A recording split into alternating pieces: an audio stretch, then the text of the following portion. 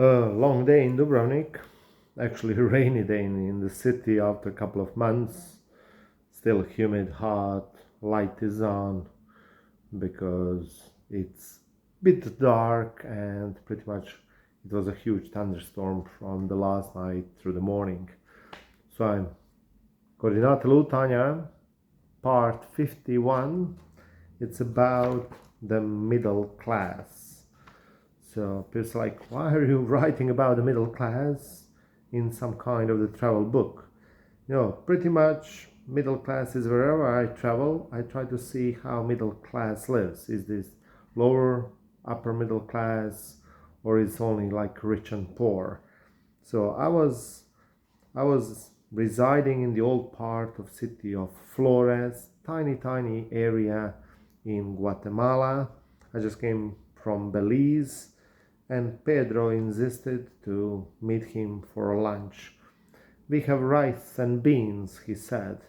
Pretty much more than enough for like a brunch lunch, but that's what they eat in central parts of America, like rice and beans. That somehow you go nuts after a month or two eating rice and beans. So I went to Pedro's home. We went through some kind of the fence when there is only darkness, no doors, then slowly climbing the stairs and then walking through the like half deserted building, and every sound you can clearly hear and see. The first noise I heard in Guatemala was that volcano sound, when you hear from the depth of volcano some rumble and some sound. So that's how Guatemala stayed in my mind, besides rice and beans. So pretty much I get into their home. On the metal plate I had rice and beans, and of course Coca-Cola is the drink of the middle class, because somewhere is much cheaper than the water is, unfortunately. So, and I was very glad that somebody invited me to their homes. So that middle class is actually totally different than some other middle classes, and it looks a bit different than the middle class from the southeast of Asia, where they look more poor than the people in Central America. So, and I appreciate that I have what I have when I see all those kind of things around the world.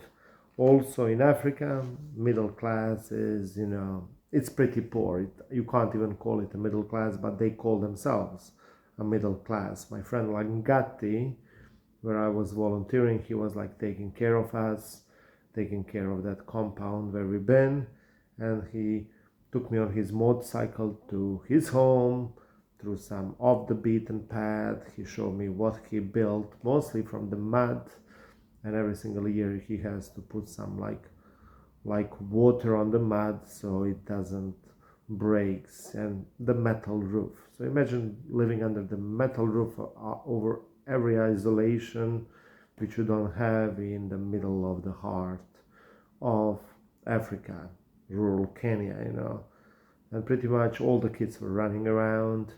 He brought me potatoes, bit of the chicken, some parts of the chicken, some soup, which I skipped because like you don't want to ruin your stomach with that soup, and of course the Coca-Cola thing.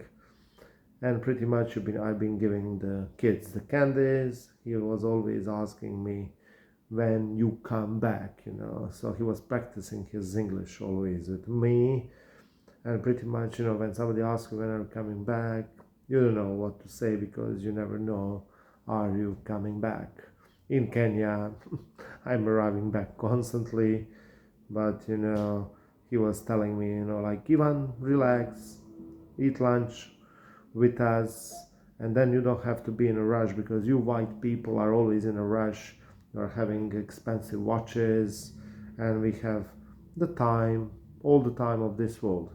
He repeated that constantly, So pretty much I was leaving Africa without the expensive watch, but more happy than I was and I was meeting so many middle classes from South America to Asia to Africa, and they're all different, and the people were phenomenal. Number 51, like and subscribe if you watched till the end, and see you tomorrow.